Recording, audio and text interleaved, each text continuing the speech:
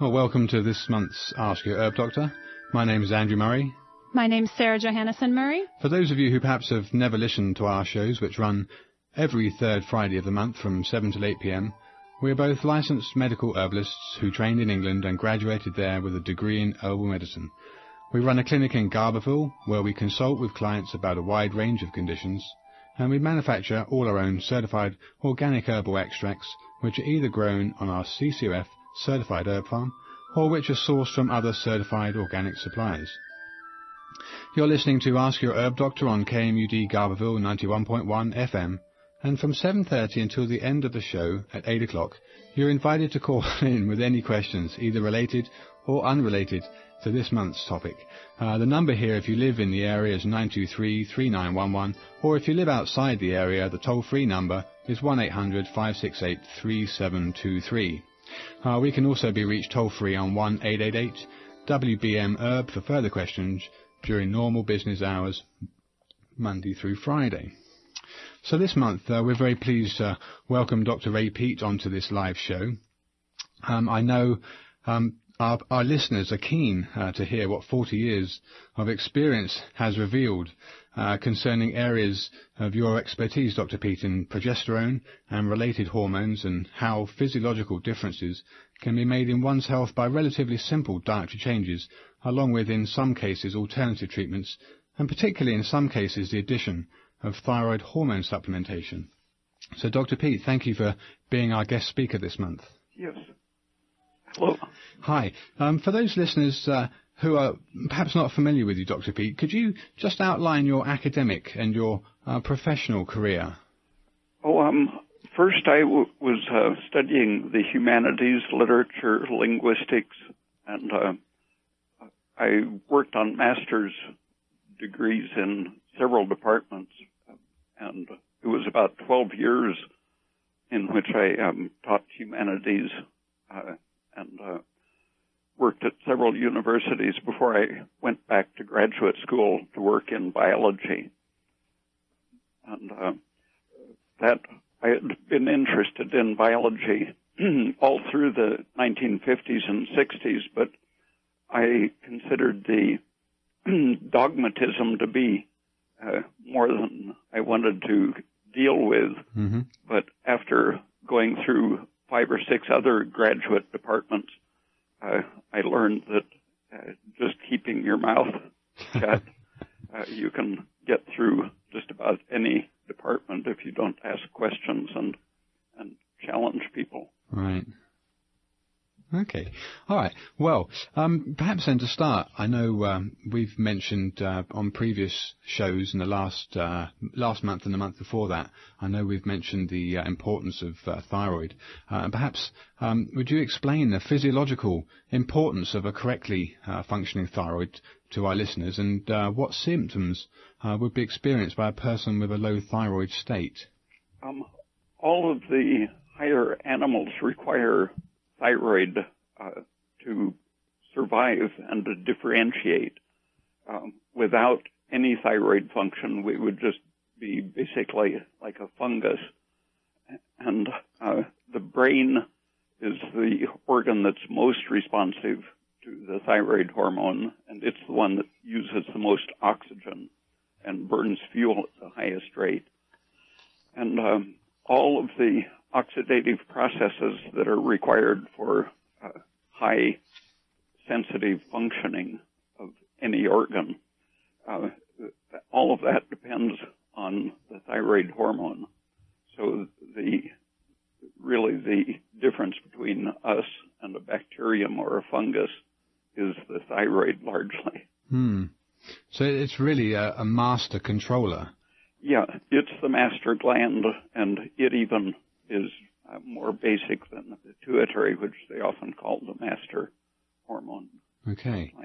Because the thyroid hormone will affect the pituitary function, correct? Yeah, the pituitary depends on the metabolism of the brain and gets signals from the whole body, but the thyroid is what's regulating the brain and what governs the signals that the other cells send out.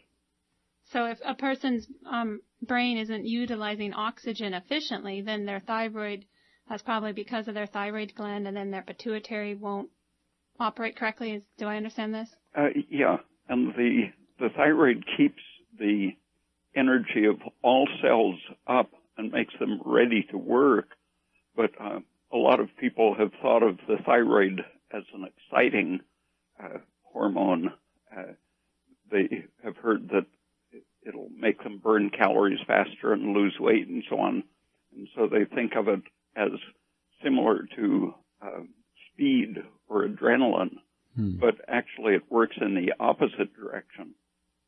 People who are low in thyroid usually have defective sleep, often insomnia, and taking the right amount of thyroid can bring on deep sleep in an insomniac, sometimes just in a few minutes. And is that because it helps balance the adrenaline and lower the adrenaline levels? Gradually, over a period of days, it will lower a person's adrenaline, sometimes 40-fold down to a normal or low level. And at the same time, it's raising the cell's stores of energy and letting the cell get into its readiness, relaxed condition. When you have a cramp in a muscle, often that's because the energy is depleted, and low thyroid people tend to get muscle cramps very easily. Yes, I have several clients who have calf cramps, and they think it's due down to them being hypothyroid. Yeah, and one of the old, very meaningful tests for hypothyroidism is to have a person kneel on a chair and thump the Achilles tendon. And rather than looking for the extent of the reflex, you look for the speed of the relaxation. Right. Because to relax, the muscle has to restore its energy and get ready for another twitch. And the brain and all other organs are the same way. When the energy is down, it can't relax. It has to build up energy to get into the relaxed condition. Okay, perhaps would you explain then the adrenal fatigue syndrome of something that's fairly related to that, if we're talking about people who are over sped up, if you like, over sympathetically stimulated by a low thyroid, compensating or trying to compensate with adrenaline, how the adrenal glands can become very tired out after. One of the ways that you can measure a low thyroid is to measure either the urine adrenaline breakdown products or the blood adrenaline. Okay. And it'll often be 20, 30, 40 times higher than normal in a hypothyroid person. And that's because adrenaline is the emergency compensation for low energy. Right. And when the adrenaline is high, it tries to bring the energy back to normal, and it first draws glucose out of the liver. And so if you're low thyroid, you tend to deplete your glucose stores. And when those are gone, your adrenaline goes even higher and starts pulling fats out of storage, and the fats poison your ability to burn the glucose and create a diabetes-like condition. But when your thyroid is low, you tend to run out of sugar stores more easily, and so you are more likely to be in the high adrenaline and high fatty acid condition. And when the fatty acids aren't providing adequate energy, then you resort to producing cortisone. And the cortisone usually follows just a few minutes after the surge of adrenaline. The cortisone starts breaking down your tissues. Muscles are the first to go. The thymus is dissolved sometimes in just a few hours with high cortisone. And the breaking down of your tissues provides sugar to help you restore energy. So the cortisone should be just a very quick, instantaneous reaction. Otherwise, it starts destroying all of your essential organs. Right. This would be the classic kind of wasting of a hyperactive or sympathetically stimulated or overstimulated person. Yeah. I've seen several very hypothyroid men who, no matter how much they ate, couldn't put on weight. People who weighed 130, 135 pounds were very frail looking. When they took thyroid, they didn't have to eat so much, but they could suddenly put on muscle because their cortisone went down. Right, exactly. And that, at the same time that your adrenaline is driving your adrenal glands to produce more cortisone, your adrenals need the thyroid hormone to convert cholesterol into cortisone. And so the low thyroid person, well, the destruction of your muscles to turn them into food liberates tryptophan and cysteine, amino acids, which are signals to turn your thyroid down so that you don't totally destroy yourself the first 2 days. Right. So it's a vicious cycle. Yeah. So the stress turns your thyroid down. And when your thyroid is low, then you can't convert cholesterol into cortisone. And that's what is called adrenal failure, but it's really thyroid failure. Right. Right. And is this why also people that have high blood pressure, sometimes low thyroid people can end up with high blood pressure because they have too much adrenaline? Yeah, you can find dozens of articles in PubMed showing that high blood pressure goes with hypothyroidism, and very quickly you can usually lower the blood pressure by correcting the thyroid. And this is contrary to popular opinion. When you think of thyroid, people think, oh, it's a stimulant, it's going to raise your blood pressure, it's going to give you heart palpitations and all these adverse effects. But in reality, you're saying that if people don't have enough thyroid, their body will start overcompensating with adrenaline, and the adrenaline is what gives you all those stimulatory effects. Yes, and the adrenaline and lack of energy increases the tendency of the blood to clot and for the red cells to become rigid so that they don't go through the capillaries very easily.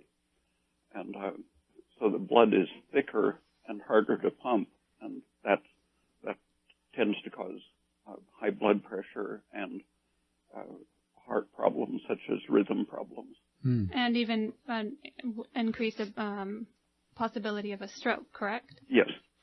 And meanwhile, since you aren't able to produce the anti-stress hormones when your thyroid is low, the cholesterol, instead of being turned into protective or anti-stress hormones, the cholesterol simply rises in an attempt to compensate for the lack of protective hormones. And that's why people with low thyroid have a high cholesterol. Yes, it's a mirror image of your metabolic rate. That's been known since the 1930s, that if you take out a person's thyroid, the cholesterol zooms up, and if you give them a supplement, the cholesterol comes down in just a matter of a few days. Right. Well, and the longevity and intelligence and resistance to cancer and so on are assisted by the high cholesterol. So lowering cholesterol without correcting your thyroid is exactly the wrong thing to do. And that's what these statin drugs aim to do, correct? Yeah. And when you force your cholesterol down, you're unable to make progesterone and pregnenolone and DHEA and the whole range of protective steroids. There was a recent study that came out, a Harvard study, I think, that actually proved that, cholesterol less than 200 was actually likely to cause more cardiovascular accidents than cholesterol of 230, say. What's your opinion on the reference range being less than 200? The Framingham study showed that people over 50 are much more likely to have dementia if they have less than 200 cholesterol. And there are several indicators that 260 or 270 is the best for longevity and resistance to cancer. What is your view, Dr. P, on why so many Americans seem to be low thyroid? Is it radiation, pesticides, fungicides, herbicides? More than that, it started back in the 30s or earlier. Already the food industry was starting to convince people to use vegetable oil, synthetic butter, and synthetic cooking oils made out of cottonseed oil was one of the first to use for margarine. Mm-hmm. And in the 1930s, George Cryle and his wife did surveys around the world of people's oxygen consumption and thyroid function. And he showed that in almost every other country except where they have a high incidence of tuberculosis, cancer, and heart disease, in the relatively healthy populations, people averaged about 25% higher metabolic rates than Americans. And they didn't offer a theory of why Americans were hypometabolic, but it was pretty well established that 40% of Americans benefited from taking a thyroid supplement, and they were the ones with the high cholesterol and low metabolic rate. It's probably the grain-centered diet, because in the Yucatan and in Alaska, among the Eskimos, the people had higher metabolic rates, and those are cultures that are not bread-centered. Right, so you're saying that the Eskimos who ate lots of saturated fats and didn't have the fields to grow the grains, they had a better utilization of oxygen? Yeah, but the Americans, with their bread and other starchy foods, tended to eat only the muscle meat, where in the more primitive, less affluent cultures, such as Yucatan and the Eskimos, they economize and eat the whole animal, the brain, the thyroid glands, and the blood and feet and skin. Everything is used. So you're saying they have a more balanced ratio of the proteins, not just the muscle meat like we eat in America, just muscle meat. Muscle meat is very powerful at suppressing the thyroid because that's its function. When we resort to cortisone, we destroy our muscles, and so it's the muscle dissolution coming into the bloodstream that suppresses the thyroid. And so when you eat a simple steak or hamburger, your body can't tell the difference between stress or eating simple meat. It suppresses your thyroid because of the imbalance of amino acids. So what can people do if they are meat eaters or if they aren't meat eaters to eat a protein that isn't going to be suppressing their thyroid? The balanced proteins are, if you stew a chicken, for example, and skim off the fat after it has cooked the meat loose from the bones, you will get gelatin out of the skin and bones and connective tissues, which will be about half of the protein of the whole chicken. Mm. And that would be what the primitive cultures were eating every day, a perfectly balanced set of amino acids. And you can approximate that by eating shellfish, shrimps, and oysters and such things, where you eat the whole body of the animal. Mm-hmm. And milk and cheese are pretty good for the protein balance. The cheese is slightly better than milk because the milk is designed for a growing individual, and the tryptophan happens to be a growth stimulant, and once you're full-sized, an adult, you don't need very much of the tryptophan and cysteine. Okay, I'm wondering, excuse me, every now and again it's a little difficult to hear you. I don't know if you're speaking into the telephone directly or if you're on a speakerphone. Sometimes I hear you much more clearly than other times. Okay, I'll get closer. Okay, thank you. Thank you. But perhaps I wonder, for some people, how they would understand this best. Would you just explain the methodology of testing thyroid function and why perhaps so many people fall through the cracks? In the 1940s, when the drug industry was really getting economically important after the Second World War, a new type of thyroid hormone was synthesized containing only T4, and around that same time, a blood test came on the market which measured iodine bound to protein, and they assumed that it was the same as the synthetic hormone which they were promoting as a supplement in place of natural thyroid glandular material. And the synthetic hormone was tested only on young men who are the least likely to have a hormone problem. Okay.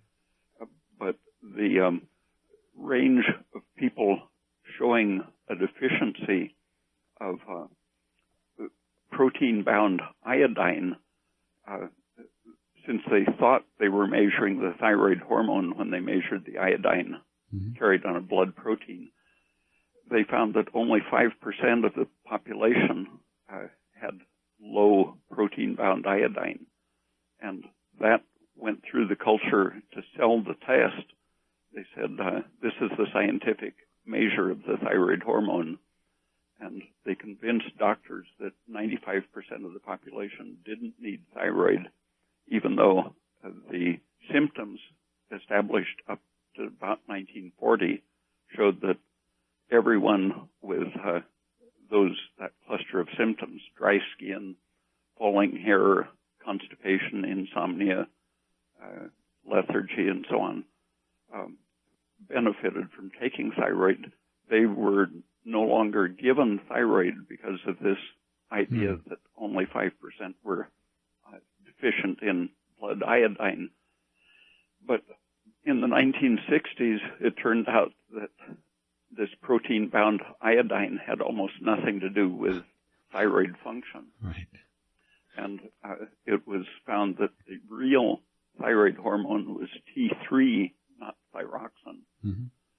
And it's present in a very small amount in the blood, and so it took a very sensitive test to really measure how much T3 was in the blood. And they were able to do that by the late 1960s. But they said that they standardized the new test against the old idea, which had been established with a completely meaningless measurement. Protein-bound iodine didn't measure anything, but the new test was standardized according to this meaningless 95% normal.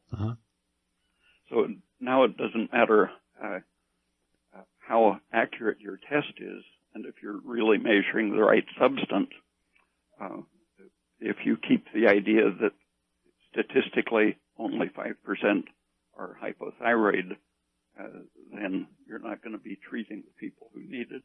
Absolutely.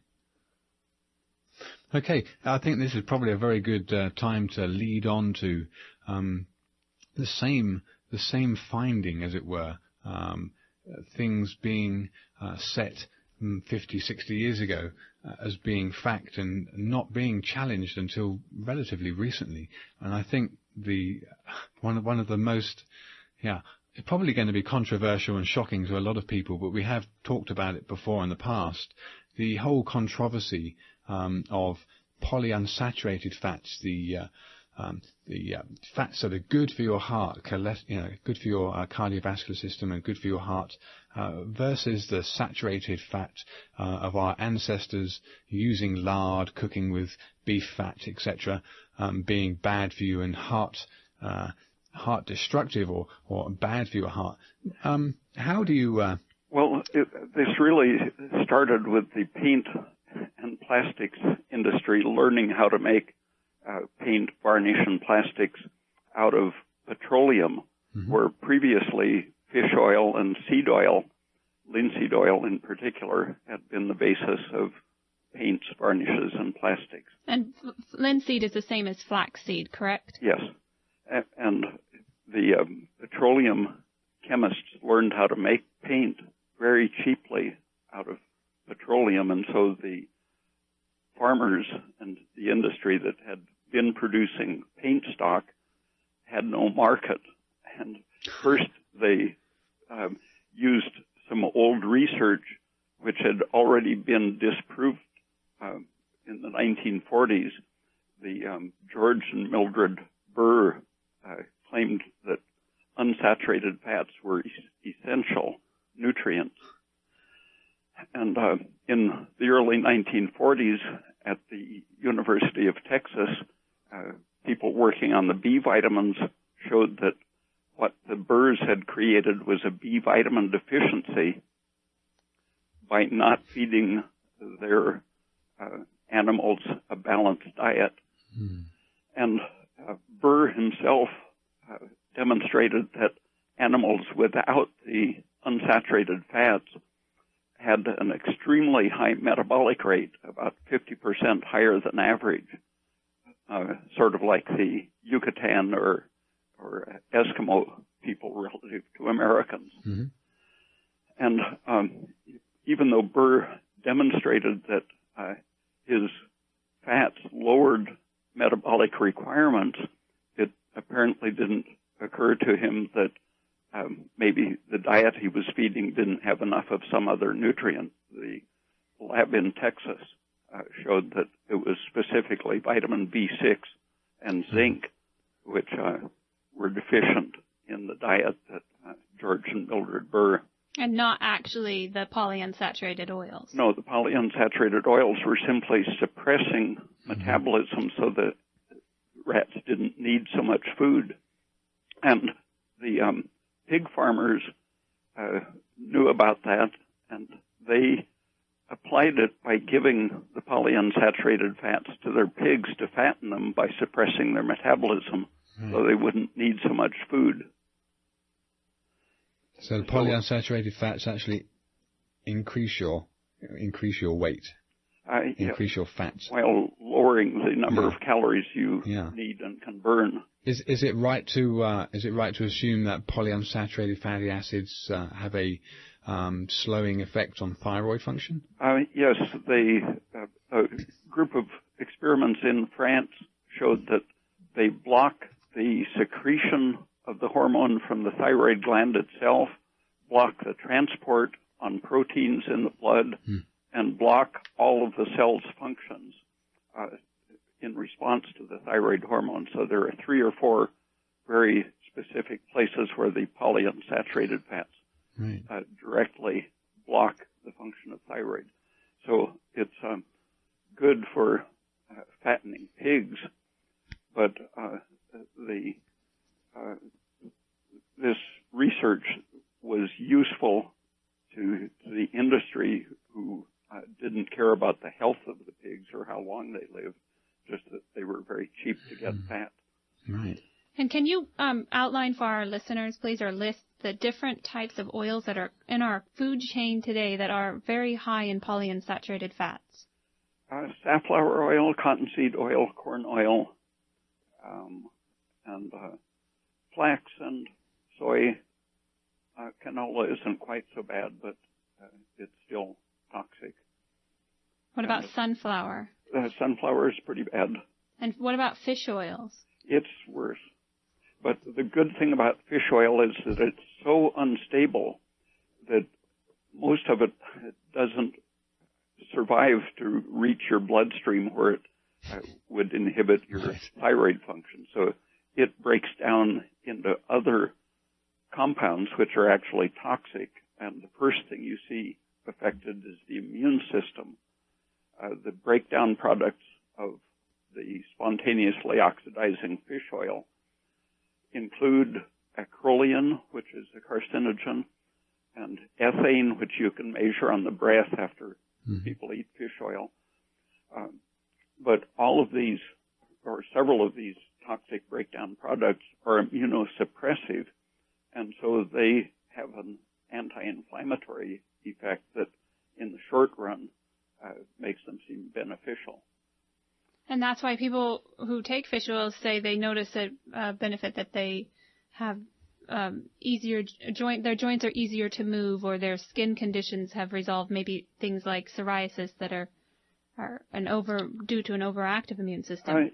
50 years ago, they used to treat arthritis and psoriasis and other inflammatory conditions with x-rays, and the x-rays worked. You could stop just about any inflammation for a while with x-rays. Wow. Well, like doctors do today. Our dermatologist at school, he told us there's nothing we can do for skin disorders besides steroids. It works, but is that what you want? Do you want to depress your immune system so your skin gets better? Yes. Steroids aren't as bad as x-rays or polyunsaturated fats, but the polyunsaturated fats work by exactly the same mechanism that the x-rays do, creating an immune deficiency, inability to produce inflammation. Right. Now, how about the other news that these polyunsaturated fats are so unstable and so liable to oxidation because of their unsaturation that the adipose tissue in our bodies, just beneath our skin that we all have, stores... That is fat, the fat tissue. Adipose tissue is fat tissue. Yeah, that stores the fat. That this product can remain in a body for several years, posing direct problems. Yeah, the turnover rate between, if you totally change your diet from saturated to unsaturated, it takes about 4 years for the complete change to be reflected in your stores. So you can figure that that the average fat molecule is 4 years old. Yeah. And if you've ever left your cooking oil or salad oil bottle out of the fridge for a few days, you've noticed that it gets sticky. And if it was at body temperature, that hardening, oxidizing process would be much, much faster. Just at room temperature, I once did an experiment. I think it was corn oil, a bottle of salad dressing. I put a cork in the top and a small rubber tube down into a cup of water, and the water began rising in the tube, showing that the spontaneous oxidation was consuming the oxygen in the bottle, pulling water up into the bottle. Wow. And is this, can you comment on these oils once they're in our bodies? Are they oxidizing and becoming very sticky? Is this what plaque in the artery is? Or? Yeah, that for 30 or 40 years, people have been demonstrating that the chemicals in the lining of the artery are identical to age pigment. And age pigment is produced in proportion to the unsaturated fats in your diet versus the ratio of unsaturated to saturated fats and the amount of oxidants such as heavy metals in your diet.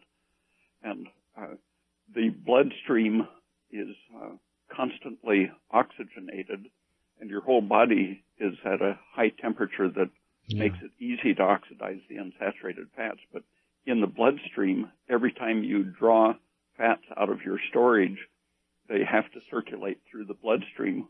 And so they're exposing the lining of the arteries constantly to free radicals. And there's plenty of iron circulating in the blood, which is the catalyst for starting the oxidation. And besides breaking down and leaving the residue or age pigment in the arteries, recent experiments have shown that polyunsaturated fats poison a mechanism that normally is causing cholesterol to be taken out of the arteries. So there are several mechanisms by which the polyunsaturated fats increase atherosclerosis, just what the food industry who wanted to couldn't sell their product for paint. They wanted us to help the pigs consume it instead. Their product. So it's time to throw out the corn and sunflower oil and start eating butter and coconut oil, right, Dr. Pete? Yeah. That's it. I mean, so often our grandparents had it right. Yeah, we keep getting told that the fish oils now, even though it's pretty well established that those seed oils are carcinogenic and cause heart disease, they've shifted over to say that the real essential fatty acids are the fish oil type, the omega-3. Okay. And that basically comes from a study of Greenland people that didn't really have any data, but they said there's very little heart disease there and they eat fish, so it must be fish oil. Okay.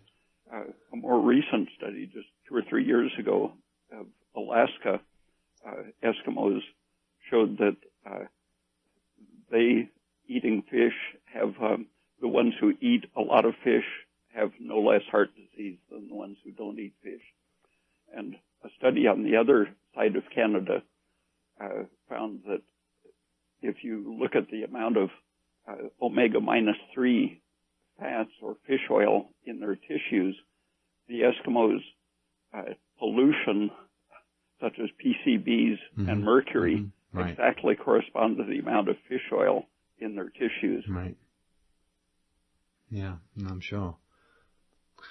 Okay. Well, very briefly for people that may have just tuned in, it's Ask Your Herb Doctor, KMUD 91.1 FM. This month we have a very special guest speaker, Dr. Ray Peat, 40 years of experience teaching in universities and PhD in physiology and biochemistry, have with very good results produced simple dietary changes have produced very good results rather with people, and it's a testament to having you on the program, Dr. Peat, that we have in fact over the last 5 or 6 months been implementing some of your recommendations to clients that we consult with. I've actually seen very good results for ourselves. So not just reading its actual first-hand witness of what you've recommended that we've consulted with other patients or clients rather, and seen in our own clinic results with people. So very pleased to have you on the show tonight. I wanted to just continue from the next 20 minutes. The lines are open now. I do see the lights flashing, so I think there's probably people wanting to ask questions. But if we don't, I think we have somebody's right on the line now. So go ahead. You're on the show. Hello. Hi. Hi. Okay. There's a couple of things I want to ask. One is on a different show you had talked about how cholesterol itself was not the problem, but there was something else, histamines, or not. That's not the right word, but some histamine of something was the culprit, because if you had a high or low level of those, the cholesterol would clog the arteries, and if you didn't, the cholesterol wouldn't hurt you. And you said if you took at least 500 milligrams of B12 and a certain amount of B6 and something else. Yeah, B2. What was it, B2? B2, yeah. Not B6? There was B6, B12, and B2. Oh, B2. Yeah. And how much of each do you need? The minimum amount. I think you said 500 on the B12. Yeah. Well, perhaps, Dr. Peat, how do you equate the B vitamin to cholesterol? I know you've already mentioned it, actually. So. Well, the liver is constantly detoxifying all the chemicals that you absorb from your intestine. Anything in your bloodstream is processed through the liver, and if you're deficient in thyroid, the liver can't handle the cholesterol or free fatty acids. The liver treats the polyunsaturated fats as toxins and destroys them, causes them to be excreted. the cholesterol is recycled and used for making the digestive bile acids, or reused for making steroid hormones and such. But the liver can't process these things without adequate protein and B vitamins. Thiamine B1 is one of the essential for making the liver work efficiently. And a low thyroid function makes it impossible to use these B vitamins and protein. And so the liver, for any of these deficiencies, will fail to detoxify and will allow estrogen to accumulate.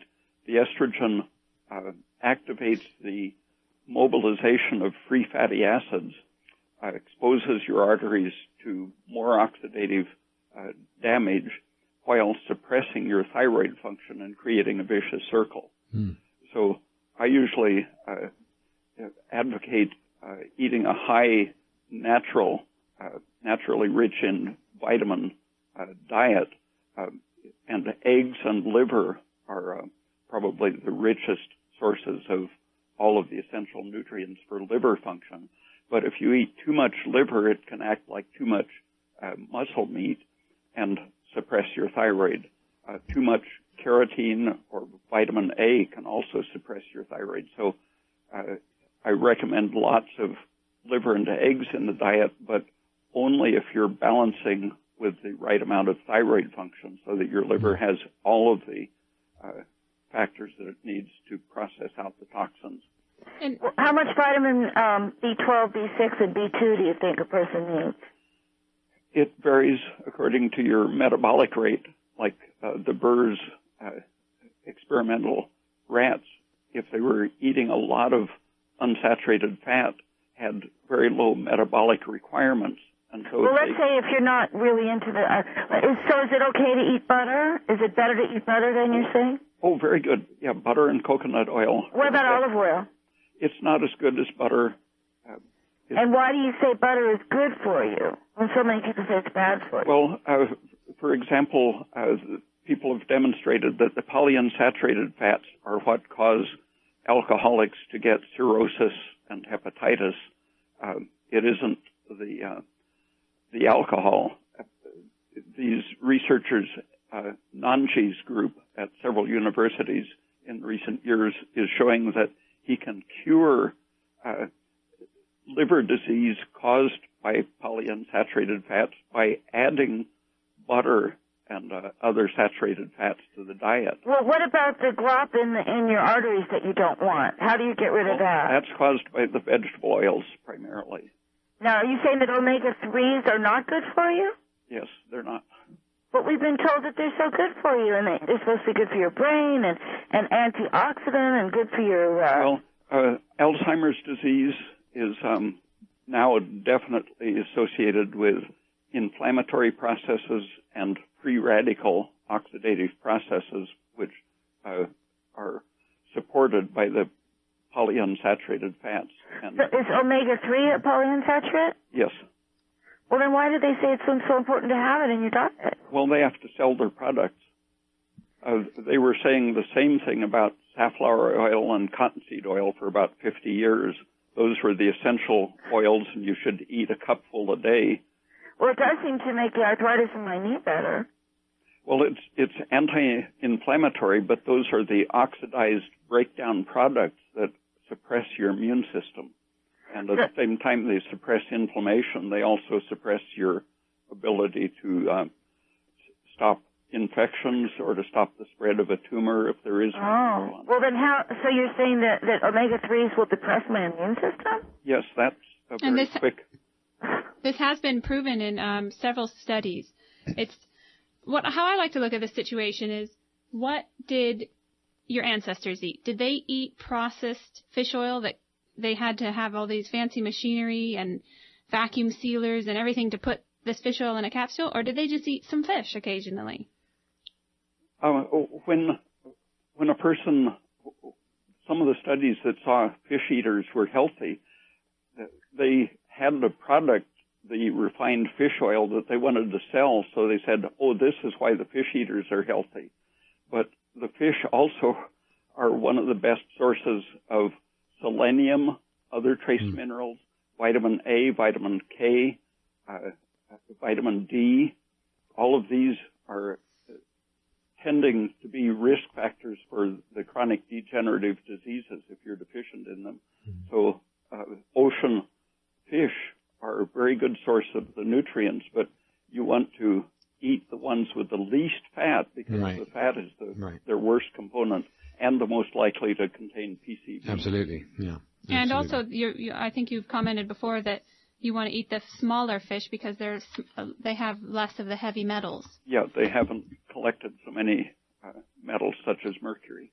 Can I ask you, Dr. Peat, for our listeners, how many times a week would you suggest eating eggs, or how many eggs a week, or liver, or the shellfish, or fish? You can eat as many eggs as you want if they're well-fed chickens, but they feed most chickens now the same thing they feed pigs, a lot of corn and soy. So I currently, for Americans, I advocate only 1 or 2 eggs a day because of the polyunsaturated fats. But if you have a farm and can get your own chicken feed, let them eat bugs and whatever they find, grass, sprouts, and so on. Well, what would you feed it? I raise chickens and ducks myself, and what would you feed your animals? What would you feed them?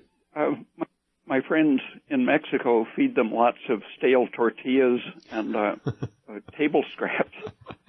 There you go. I mean, they will eat most things, won't they? Well, what about just buying bird seed? Well, a mixed diet is better. Sprouts, chickens love sprouts, and the sprout doesn't have as much fat as Hello? fruits and bugs. Fat, you use animal fat, beef trimmings and so on. Okay, thank you for that, Dr. Peat. We have another caller. Hello? I think there's another caller. There was another caller on the line. I know the lights are flashing. Hello? Hello? Hi, Andrew? Hi. Yes. Hi, this is Rosa. Hey, Rosa.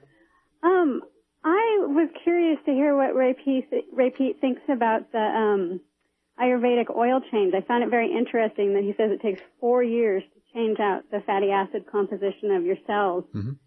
And would doing, an oil change where you're actually like drinking a lot of oil speed up the changeover? Dr. Peat? Dr. Peat, are you there? We seem to have lost Dr. Peat. We'll see if the engineer can... The engineer's just stepped away from his desk. The phones are going crazy, but... That's a very good question to ask Dr. Peat. Is Dr. Peat still there? Hello?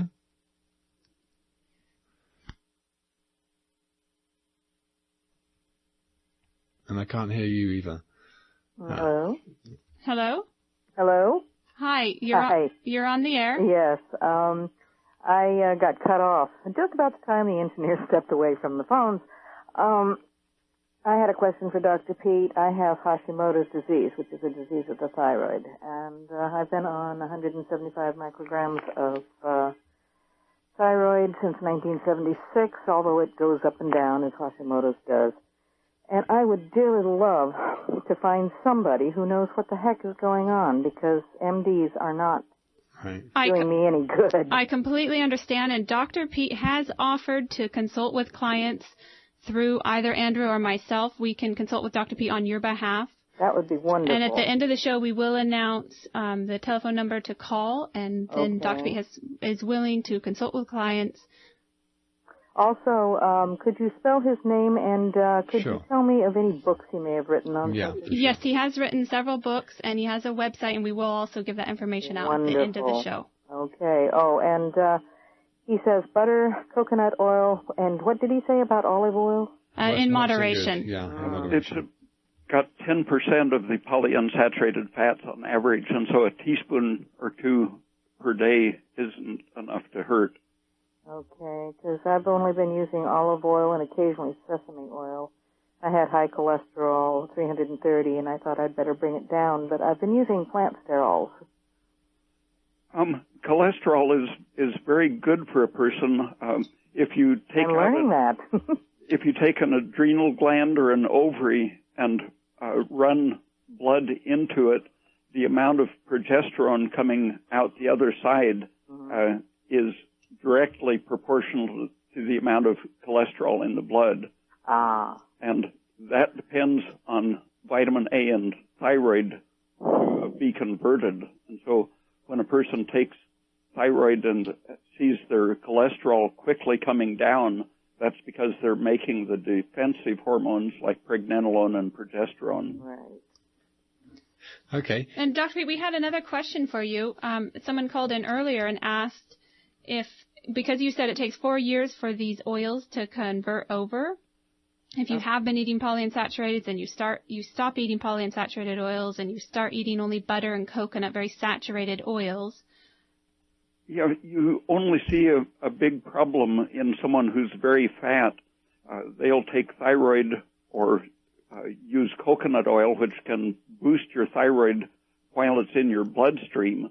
But as soon as your blood sugar falls and you draw fats out of storage, then your thyroid is suppressed again. Right. So if you eat an excessive amount of oil, does this speed up the change? Well, a lawyer who weighed over 300 pounds thought he would lose weight in a hurry, so he drank a cup of coconut oil. Ooh. And he said he really believed he might explode or He had a heart attack. start a fire because he was so hot for about an hour.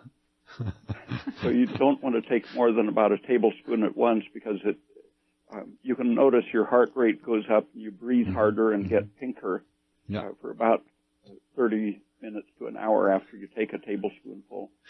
Dr. Pete, would you be able to suggest any safe way of I don't know how to call it, dieting in terms of replacing your polyunsaturated stores with your saturated diet? Is there any way to actually increase that change, or you just have to wait 4 years? Well, just taking a little bit of coconut oil at a time. It depends on your body weight. I added just a tablespoon per day and lost a pound a week and stabilized 12 pounds lower. There you go. And people who are fatter might use a little more, or they might need a thyroid supplement to fill in when they're not using the coconut oil. I had another question, Dr. P. I know you'd talked 15 or 20 minutes ago when you were mentioning liver for that one person who phoned with the cholesterol question, and you mentioned the B vitamins and also the supply of these B vitamins, especially in liver. Would you have any advice for hepatitis patients and how thyroid hormone for them and or other information would be useful?